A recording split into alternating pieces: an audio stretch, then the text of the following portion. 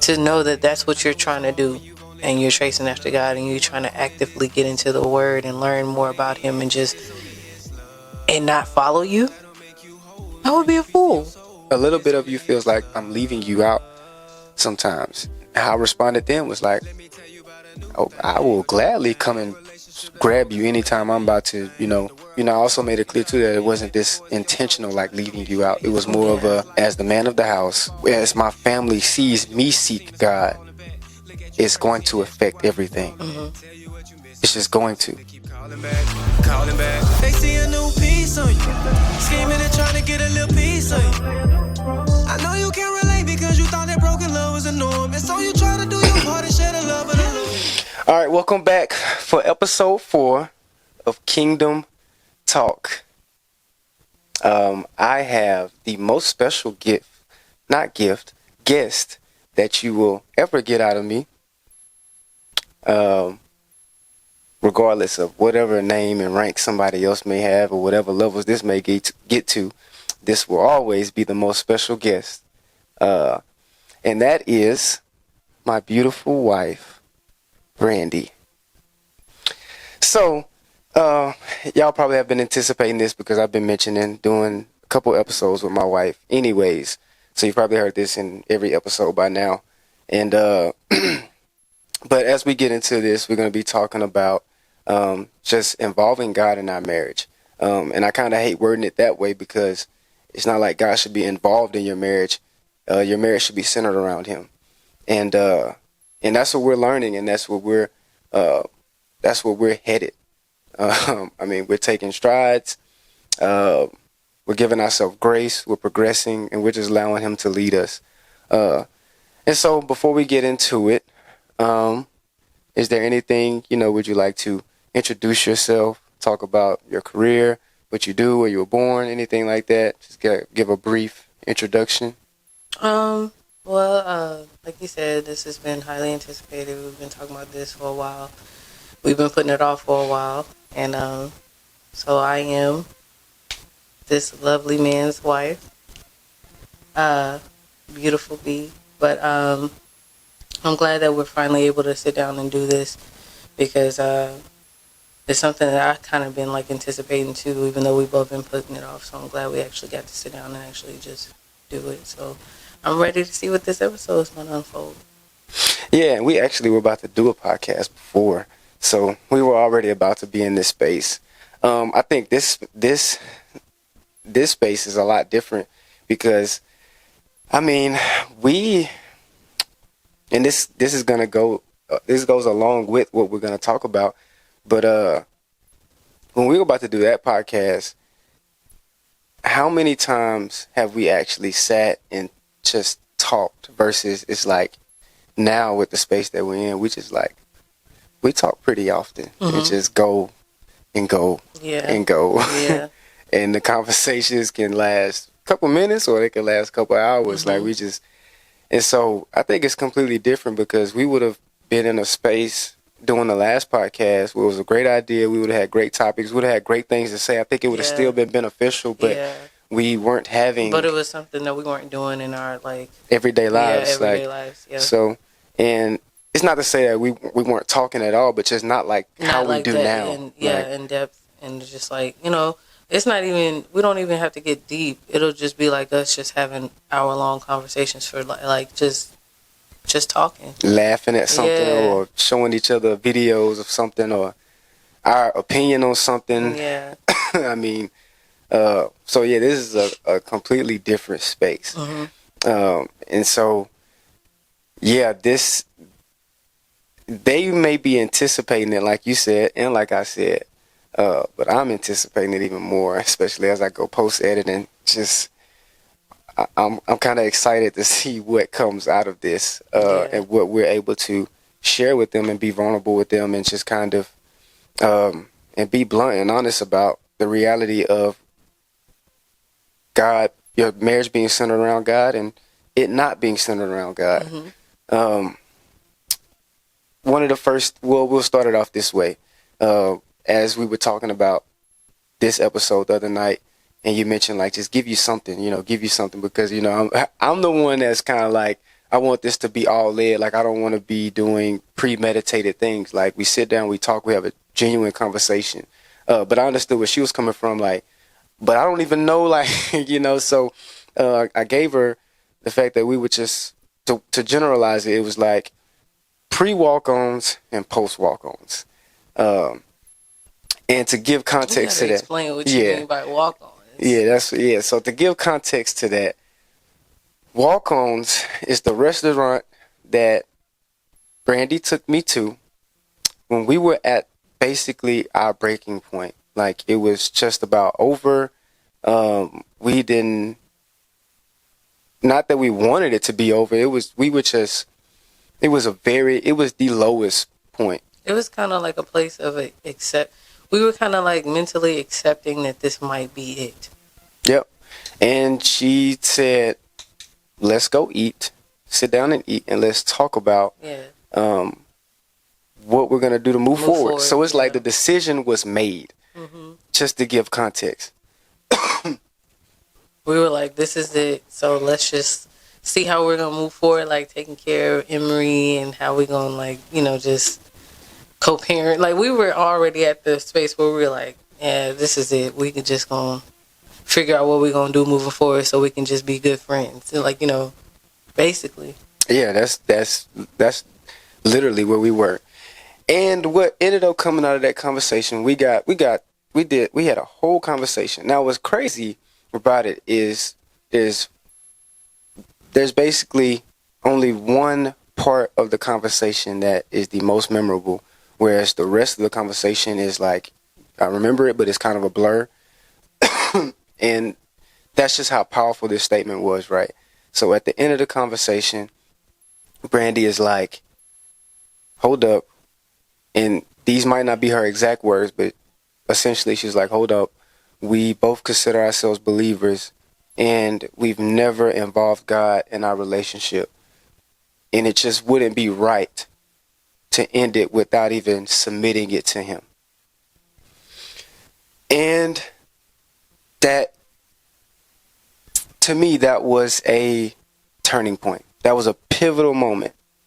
A couple words that created a pivotal moment for us. And so that's just to give context about pre-walk-ons, post-walk-ons, when we say that, because that's kind of like an insider for us. You wouldn't know that unless I give you that context. So I want to let you start it off, and we could talk about pre-walk-ons, really. As if you want to start it off, I can start it off. Well, that's fine. I think that our relationship with God for post or pre-walk-ons was more like we both had our individual relationships with Him, but even more so now, I feel like yours is more, I don't know, I think you had a better foundation than I did because you went to schools that involved, teaching of the Bible and everything. So, and I didn't. So, I mean, I was in church like, Sunday, Saturday, Wednesday, Thursday, but it was like, it became more so to me as a child, like I was just there because I had to be. So I wasn't really learning, if that makes sense. Because it's like, I'm just here because my mom and my grandmother are going to make me come, so. And I feel like you had a better sense of like actually being taught about the Bible. So I felt like we had our own individual relationships with God. We knew He was real. We believed in Him and everything. But I just felt like that's what it was. It was individual, even though we were married and we were supposed to be as one. I feel like we had our own different relationships with Him. And I feel like post walk-ons, it's like we joined together and we still have our own individual relationships with Him, of course. But it's like we joined together and became one, as had one relationship with God within our marriage and still individually, if that makes sense. Yeah. And I think that helps because it was like it was kind of like we were in a marriage, but we were still trying to like do our own thing, Yeah. And speak, like, since you said that, speak on that too. Like, what did our marriage look like? Like, You mean as far as just our marriage overall? Because there's a big difference from pre to post. And you know, I mean, I don't because know. it's broad, and that's what I'm saying. Like, that's broad for you to say, like, speak on our marriage before, because it was. So we can put we can say let's speak on certain components of it, right? So let's say communication, let's say stress management, let's say problem solving. Okay. So let's talk about what was the first thing you said? Communication. Communication. So I felt like you were trying to be what I asked from you, but the biggest thing I feel like you gained post walk-ons was conviction, or just like actually trying. It would be like you would be like, okay, I hear you, but it's like you didn't receive what I was saying. You'd be like, oh, okay, you want me to communicate this and this and this. All right, I got you. And then maybe you would do it sometimes. But it's like, I don't think I can speak on that. I think only you can speak on that. Like, what was that switch? Because it almost was like a switch, bro. It'd be like, I would tell you certain things and I ask you to do certain things, and I'm still asking you to do the same certain things post walk-ons, but it was like you would do it. And pre-walk-on, that's what I'm saying. I don't know if it was just that conviction of you actually literally listening to what I said at walk-ons and putting God into our relationship or our marriage, but it was like a switch. You would just, I wasn't asking for anything different. I was asking for the same thing, but you would actually receive what I said and do what I asked. So, like, communication, I'd be like, just tell me when you go here, or tell me when you leave, tell me when you make it, or, and I would ask you to do that all the time. And you would just be like, oh, I forgot, or I didn't do this, or my bad, I forgot. And now it's like, you'll text me when you leave, you text me when you make it somewhere, you text me when you're on the way home, or, you'll call me, I'm on my way home, or something like that. You actually do what I asked. So it'd be like that, like communication, things like that. Also, well, if we want to speak truly, with the infidelity, it'd be like, I mean, I wouldn't have to ask you not to cheat on me or whatever, but you knew that was always like just the understanding, I hope. But it's like that conviction. That's the only thing I can think of. It was just like the conviction of, no, I'm going to hold myself accountable and I'm going to do right. I feel like that was the switch. Because now, I mean, you know how our trust was before. You know how it was before. I didn't trust anything you said, really, as far in that aspect, So it's like, and I didn't even realize how much I didn't trust you until I started to. And I was just like, those feelings just like went away, like of having to wonder about if you're telling me the truth. I just trusted you. I just did. And I never thought I'd be able to say it. I never thought I would trust you. It just like post walk-ons, I don't know. It was like I said, it was a switch. And I just felt like you finally understood what I was asking. So like over the years, and you actually was like, no, I'm going to actually do it. Instead of just saying, I don't know if it was just you were just saying words before and you were just saying what I wanted to hear, or you really were trying to make a conscious effort, but it just didn't pan out. But it was like after that, you just actually did what I asked. And that made me trust you. And I didn't even want to admit it because I was like, if I admit that I trust him, maybe he'll just go back to the way he was, because you start feeling yourself like she trusts me. And it took me a while, but I do trust you, and I'm so grateful for the person that you are now. Like you're my best friend now. We were together for years, and I did not consider you a friend. And when I think about it, reflect on it, it's kind of sad because I'm with somebody for 4 or 5 years, and I don't consider you a friend. It's a long time. Yeah, I know. It's a long time to be with somebody, and I don't consider you a friend. I don't think I can trust you. But now, like, I consider you my best friend, and I know I can trust you. So, I don't know if you want me to elaborate more. And I hope, like, she's being light, like, she's being nice right now. Is that alone, that statement alone or a couple of those statements alone gives you a picture of like pre-walk-ons was rough.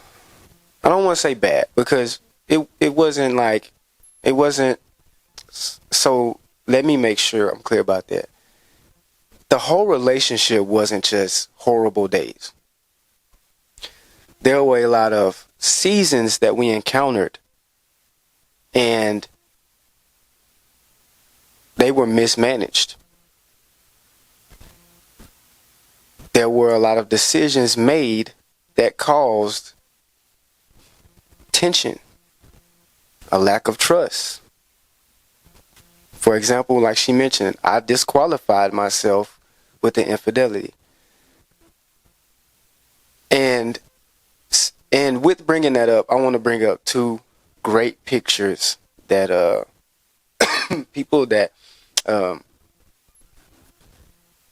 two great speakers in this world right now, currently in leadership right now, gave. One, Mike Todd mentioned, what did he say was listening to that podcast when he was on The Basement with Tim Ross? He said, trust is lost in buckets and gained back in drops. And we were sitting in the car, and Brandi said, and I was over there like, whew. You know, the emoji with like the little side smoke come out of the mouth. I might put it on the screen when this come up. And then also Tim Ross had one where he was saying, like some things may break a relationship, but some things shatter a relationship. He was like, see, when something breaks, you know, usually it's like 2-3 pieces you can glue back together, put a little seal on it. It can still look back. It can still look like its original form, but when something shatters, it will never be the same. Now, you could take shattered pieces and make a mosaic piece, which is more valuable than maybe the original piece, but that's going to take work. It's back to that concept of gaining everything back in drops. Yeah. And it still won't look the same, even though you do make it. Yeah. Still won't look the same. Still won't go back to its original state. It'll never be the original form. But it can still be a beautiful thing. Yeah. Right. I like that. I disqualified myself in that moment. In those moments, she should have ran. Like, and she actually did. And in the moments that she, and in the moments that she actually, in the spaces that she actually still allowed me to have access, there was an accountability factor there that was just irritating to my soul. The difference, here's the difference. I was immature.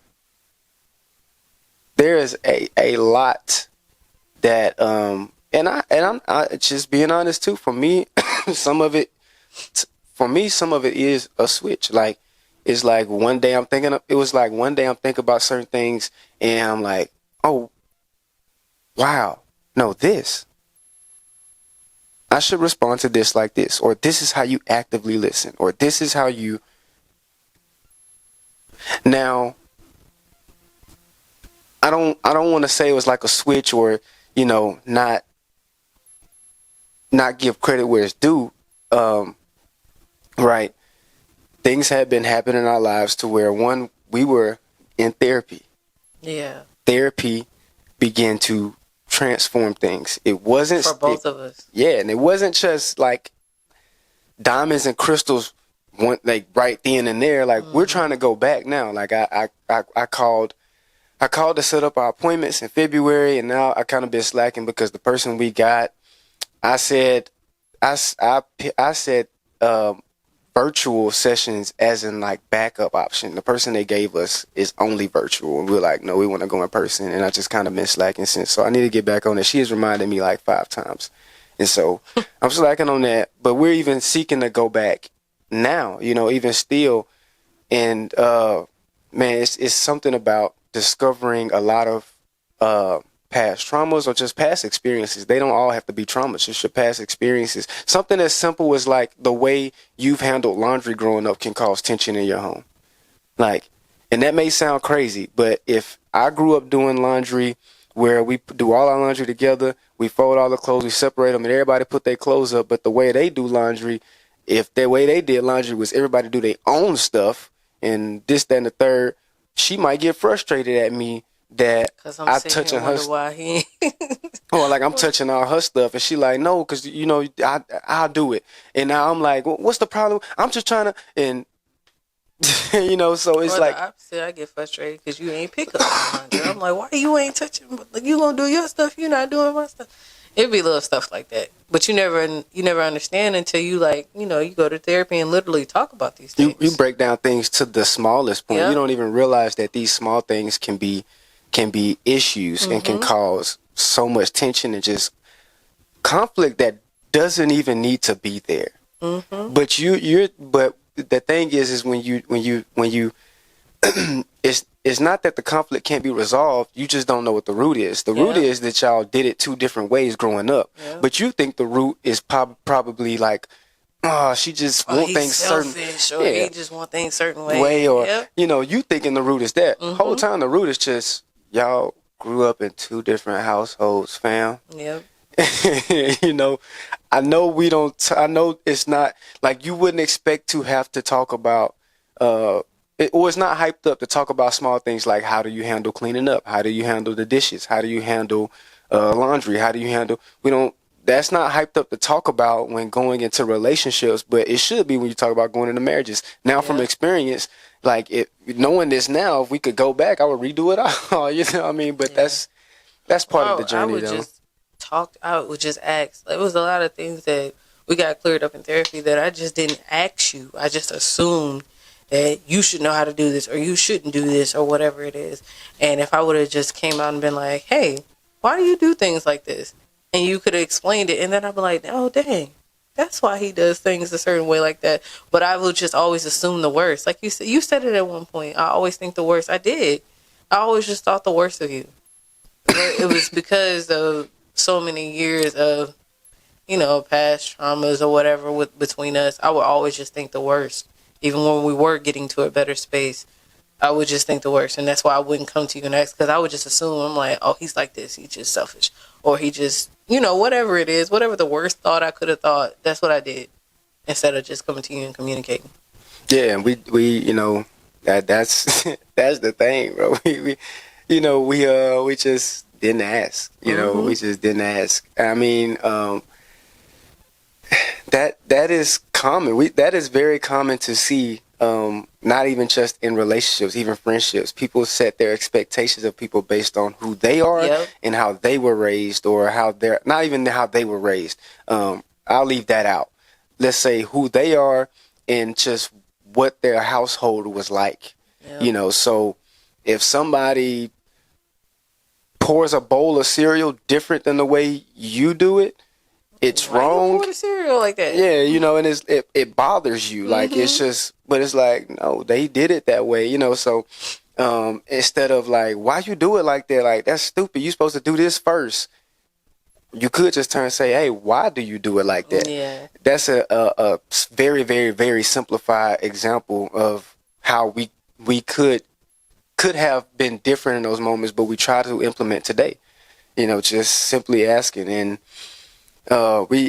therapy did a lot for us. I mean, you know, one of the first things our therapist told us, Mr. Williams, one of the first things he told us was, because we were so focused on the argument. He was, and one of the first things he told us is, and it wasn't just the argument, it was our poor communication in the arguments. And he was like, yeah, well, so the arguments aren't the problem. You guys just need to learn how to argue. Yeah, he did say that. And that's been key. That's been very key.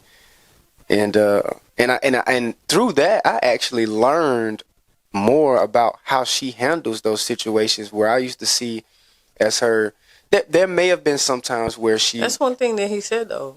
Well, remember, he said it's okay at some point. Like if you feel yourself getting to a point in the conversation where it's getting too heated, stop it and walk away. But that would be where you would consider that a problem when shutting I did down. that. I used to consider it shutting down. Yeah, and that's not always what I'm now I can say for certain that's not what I'm doing. Back then it could have been either or. I could have been shutting down because I knew you were finna go to 10, or I could have been like, I'm finna go to 10, so let me shut down. Well, not shut down. Let me just regroup myself, come back later when my thoughts are gathered, and before I say something I don't mean. Mm-hmm. But like I said, back then, that could have been either or. Now, I know that's what I'm trying to do. But back then, I could have just been like, nah, I don't want to talk anymore. I'm shutting down. And it's over with. Yeah, and I wouldn't try to talk again. But I wouldn't even bring just, it back up. even just like, what we learned from there, I started realizing, because I started doing it, and I'm like, oh, wow, so all these times, she was doing a good thing. She was trying to make sure she could step away to be able to have a genuine conversation. But there was a lot of pride in the way for me, and there was a lot of and so my father used to always say something, but I'm not saying this as to say to blame him, because what he taught me with this is very important in my life and how I operate in my day-to-day life, right? But he used to always say, we don't talk about problems, we talk about solutions, right? Now, the way that translated negatively in my life is moments like when we would get into like arguments, and I'm like, let's we'll be like, and we gotta solve it right now. Yeah. And it don't have to be solved right now. It just don't have to be solved right now. What my dad was teaching me with that is, when I encounter problems or hiccups or obstacles in my life, don't sit there and harp on the issue. Don't sit there and stay in your hole of complaints.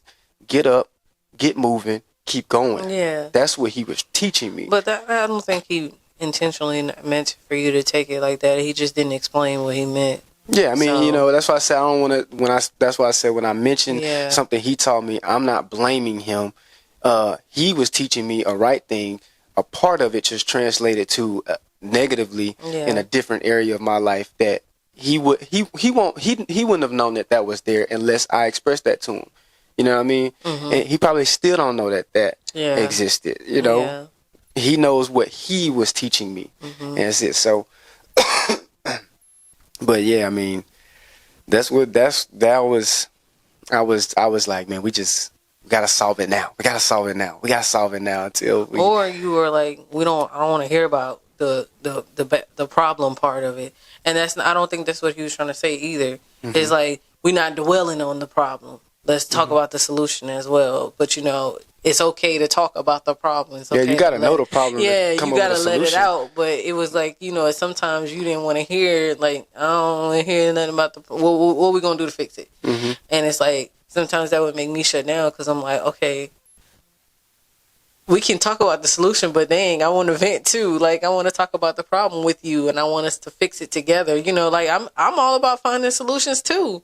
But sometimes I'm like, I want to talk about the problem. I want to vent. I just want to get it off my chest, and then we can move on to the solution. But, you don't do that anymore. But back in the past, that would make me shut down too.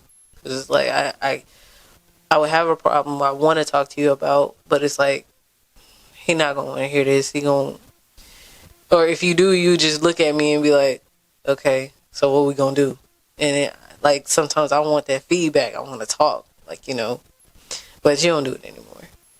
Yeah, I mean, and there was also this thing, like, for one, I had poor active listening skills, and two, there was a blunt aspect about me.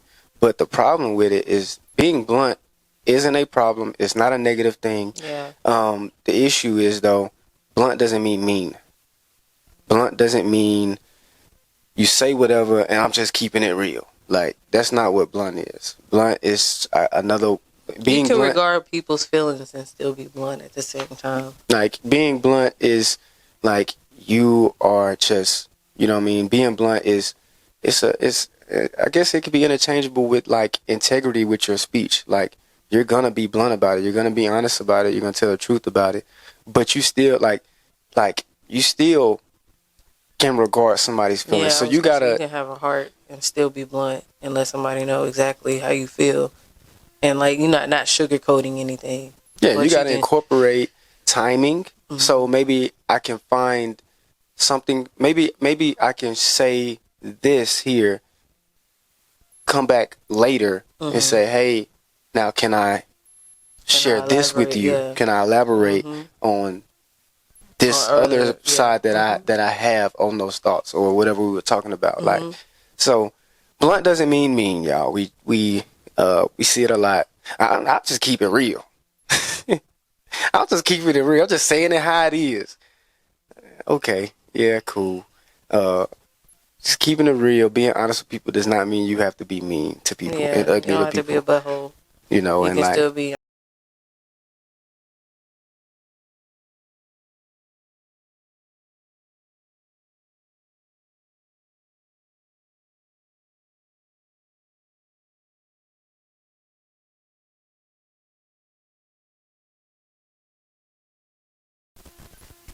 but yeah, I needed some gospel. I needed something. And as I was walking from the gym, I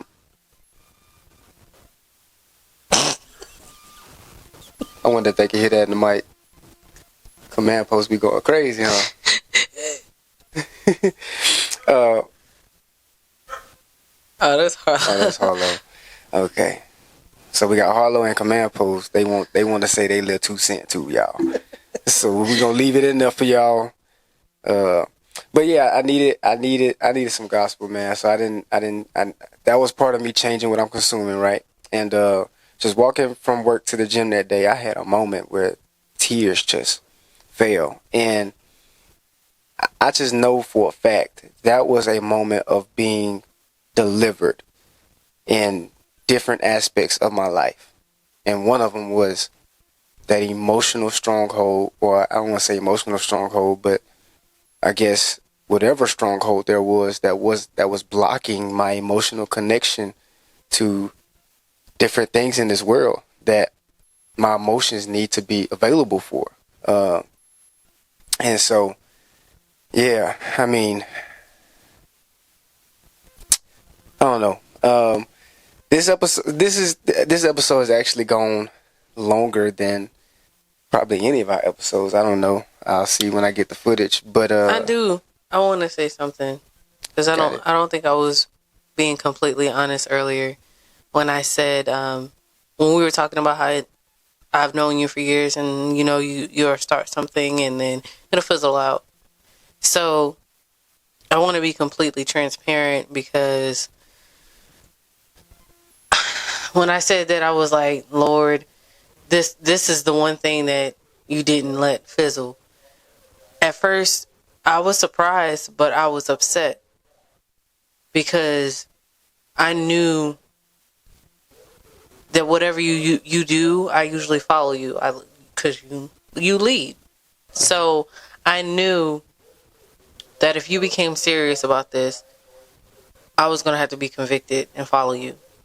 And I didn't know what that journey was going to be, and I was scared.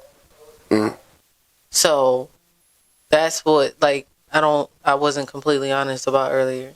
Because I was like, if he actually chooses to stick with this, and I was like, dang, this would be the one thing that he don't let fizzle. Like, you know, I was ready for you to be like, all right, we finna go for about a month, and then that's going to be it. And I don't have to worry about this no more. But it was like, when you showed me you was like, not letting up and you still haven't, I said, dang. I was like, well, I'm finna have to go on my journey too.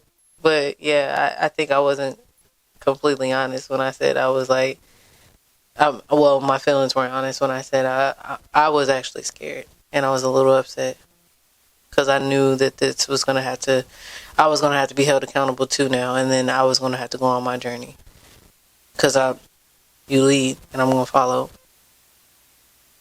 Wow, that's powerful. Because that's you were just vulnerable enough to let everyone know that basically we were comfortable in our sin. We were comfortable in our lives. Acknowledging that is when hello. Go downstairs. Nope. No. Go. No. Cause if you no. Cause if you tear this camera down again, Yeah, Don't you do it. No. Yeah, she just tore the camera down once, y'all. So, yeah, probably not even gonna notice. But, yeah, you were just vulnerable enough to let the whole world know. Basically, we were comfortable with living in our sin, and that was a realization that I had too. The biggest battle for me was when I had that moment that was like, there is no being on the fence. Like, just to paint the picture, like, if you have a fence, and then there's God's side and Satan's side, the fence belongs to Satan too.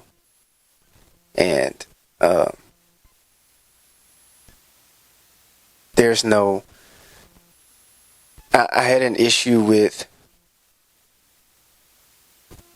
not submitting what I wanted to hold on to. So most of that existed within music. So whether it was listening to it, creating it, and even who I work with, I didn't want to let any of it go. And I had to make a decision. What am I going to choose? And essentially, when you realize that you're at that point, that's the good thing about acknowledging these things within yourself, because you get yourself to a point where you get it back against the wall. And it's like, this or God. Mm-hmm. Once you get down to that point, I'm not going to say you're going to choose God, because you might be shocked in this world. But like, for me, once I break all these thoughts all the way down to where it gets to the point where it's this or God, bye. I'm running to God. Like, and so it just took me working down through that to be like, okay, yeah, I'm all in. Because if my statement is, I knew once you went all in, you don't do anything half-heartedly, anything. So I knew once I saw that you could, I was like, oh, shucks. I was like, I don't know what this journey is gonna go, but he not finna do anything half-heartedly. This finna be head first. But that's how you do everything. So that's another reason why I was scared. Because I was like, as your wife, I'm gonna follow. But I didn't know where. Dang, that I keep getting the sense to say this.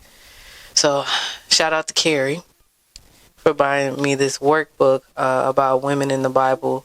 But one of the first stories that I read was about Sarah, Abraham's wife in the Bible. And I don't want to get it wrong. I just know it was in Genesis. And when they went somewhere, I'm sorry, I'm at the toddler stage, don't judge. But they went somewhere. I can't remember where they said they went. But anyway, Abraham told Sarah to pose as his sister and not his wife, because he was like, you're too beautiful and they're going to kill me. And it doesn't say anything about her protesting or anything. Like she was just like, okay, all right, cool, you my husband, and I'm going to trust you. And one of the great things about the workbook that Carrie bought for me, it was like, it leads you to the story, but then it makes you connect what the person is, whoever the subject is, to things that are in your life. And one of the questions, I think it was something like, how can you relate to how would you want to be more like Sarah? And I was like, there are some things where I don't trust you sometimes, and I don't let you lead. Now, Sarah was a little naive to me. I would have been like, why are we lying? But I think the basis of it was to be able to trust your husband, to let them lead and you follow. And I think that I'm glad that I did that for this, like letting you lead me into being in a better relationship with God, getting to know God more, and reading my Bible more, going to church more, and all that, instead of trying to be like, well, why are we doing this? Oh, trying to like my my reservations about it and bring them up to you and be like, well, why we gotta go every Sunday? We gotta go every Sunday? You know, like, and I just trusted you. And I let you lead. And I'm so glad I did that. Wow. Yeah, that was beautiful. You're gonna make me cry. Oh, Lord. It's a rare occasion. Yeah, that's... Yeah, you just trying to send us out with a bang, huh? I mean... She just... Hey, that's why I asked for us up. to pray before, because I wanted the Holy Spirit to allow us to be open and lead us whatever we gonna go on this episode. That's why I asked for us to pray. Yeah, you definitely just hit us on the head with a couple things, and I mean, that's powerful within itself. What you just said about allowing your husband to lead, but also, fellas, leading is leadership is a form of submission too. So leadership is not dominance. Leadership is a form of submission. Being able to submit to the necessities and the needs of who you're leading.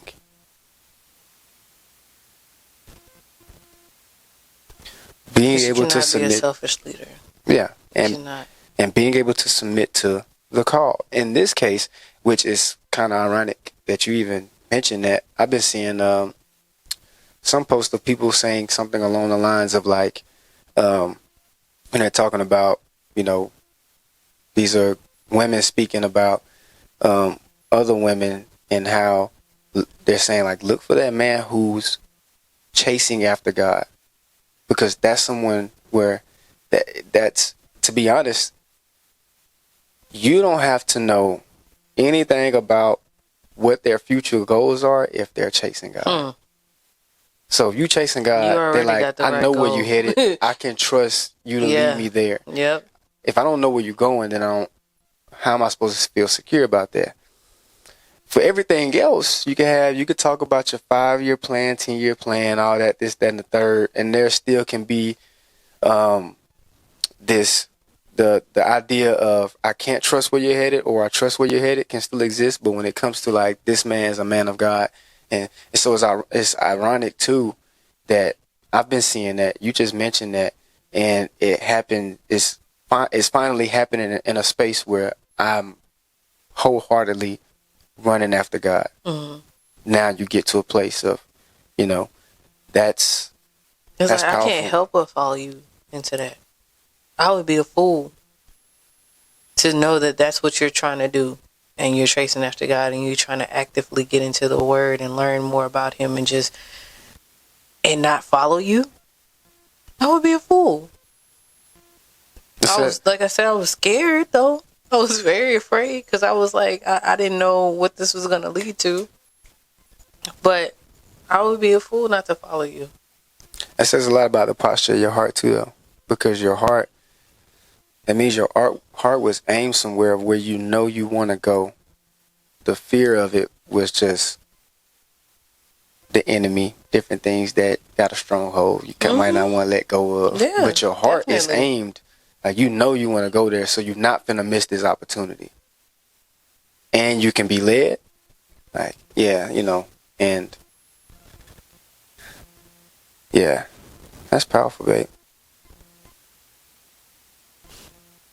And you definitely have, I know at one point, because, so let me give some context to this too.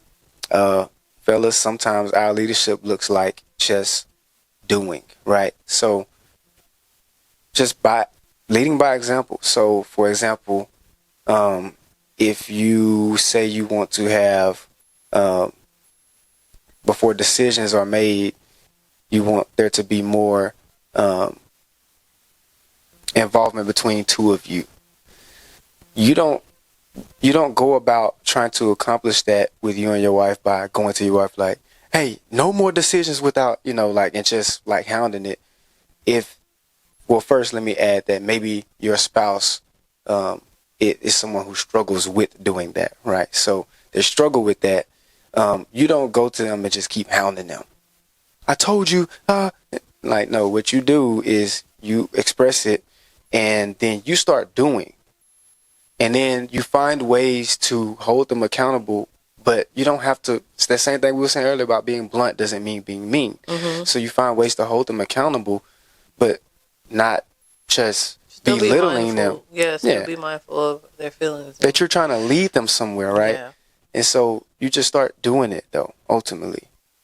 And it starts to rub off on the household. That's exactly what you do. Mm-hmm. And so in this same situation, you had a moment where you talked to me and you kind of expressed that, like, a little bit of you feels like I'm leaving you out sometimes. And how I responded then was like, oh, I will gladly come and grab you anytime I'm about to, but it wasn't this, I also made it clear too that it wasn't this intentional, like leaving you out. It was more of a, as the man of the house, as my family sees me seek God, it's going to affect everything. Mm-hmm. It's just going to. And you also said, you made it clear to me, and that made me understand a little bit more. You were saying that it's about what you were trying to consume. So you weren't always trying to leave me out. It was just like, well, instead of watching something secular or whatever, what you used to watch or whatever, let me just throw on a sermon real quick. Yeah, definitely started doing that. But that's what I'm saying. Like, if you hadn't, that's the part of the communication that is better than it used to be.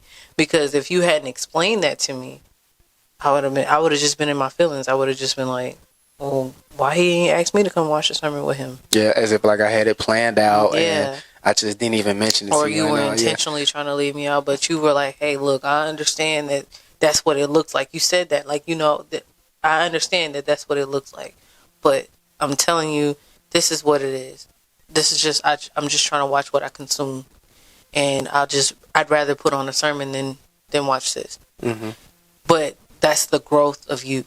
Because in the past, you'd have been like, well, just come down here and watch it if you hear it on. Yeah, like, definitely would have said that. I'd have been like, I know I can do that, but I'm asking you. I still say it sometimes, honestly. Sometimes, but you don't say it as you like used to be rude, bro. Just get up, come down here. Just come down here then. Sure, you hear it, don't you? Like, dang. That wasn't the point. Yeah, exactly. But now you take the time to like help me understand where your mindset is or what your intentions are instead of just you heard it, didn't you?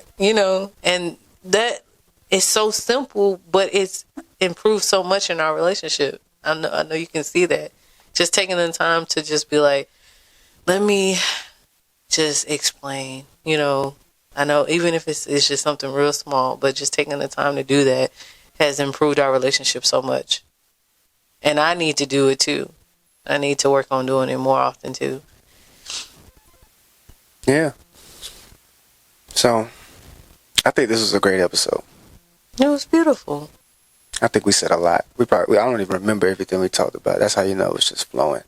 But I told y'all at the beginning, like, in the past, when we were about to start that other podcast, which will still be probably a great idea for the future,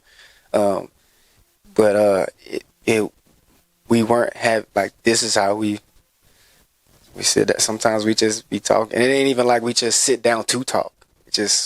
Now we actually just be having conversations, and it rambles on just like this, like jump from here to here to here to here. Somehow we can start talking about apples, and somehow we end up talking about, I don't know, our military service 2 hours later or something like, we just go through.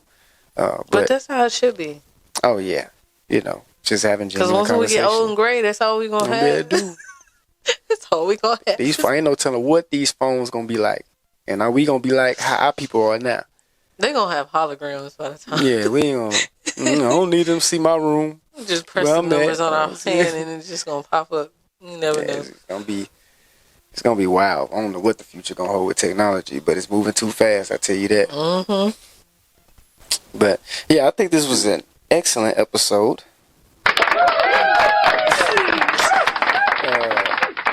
Wow.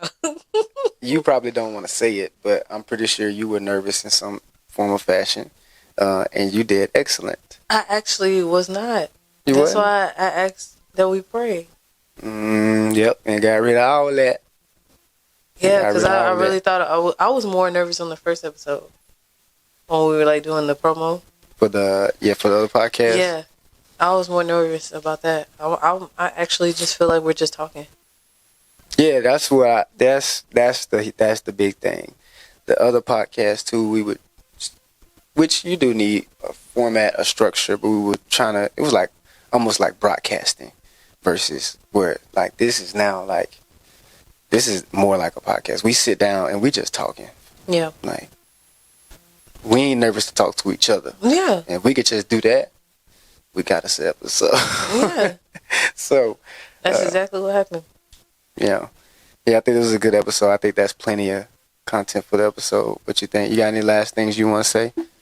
No, I'm just now because I thought I was gonna be as nervous as I was for the promo. That's why I've been putting this off for so long, and I'm kind of upset with myself because like this was easy, Easy money, and we could have knocked this out. Yeah, and I wasn't gonna rush you. I could, and I appreciate you. I could tell rush that you were just like, she's not ready. Yeah, I So wasn't gonna rush you because if you in here and you're not in a good space, Then I'm not gonna be. what good does it do? Yeah, but you see, like I'm in a good space today. It was nice. And that's another one of those things of the growth. Just I ain't finna rush you. I could do more episodes. I could do solo episodes. You brought it up a lot. Yeah, I mean, you did too, though. You mentioned it a couple times. I did, but that we need was to do our recently. episode, so I started Yeah. mentioning it too. So, I did. But appreciate everybody for tuning in. This is episode 4 of Kingdom Talk. Ooh, episode 4. That's why it's perfect.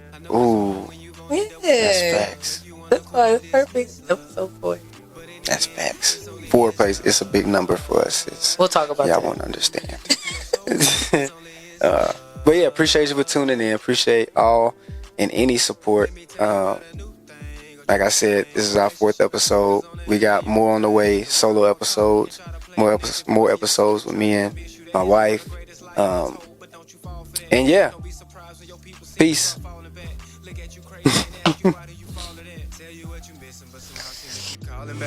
Calling back. They see a new piece on you.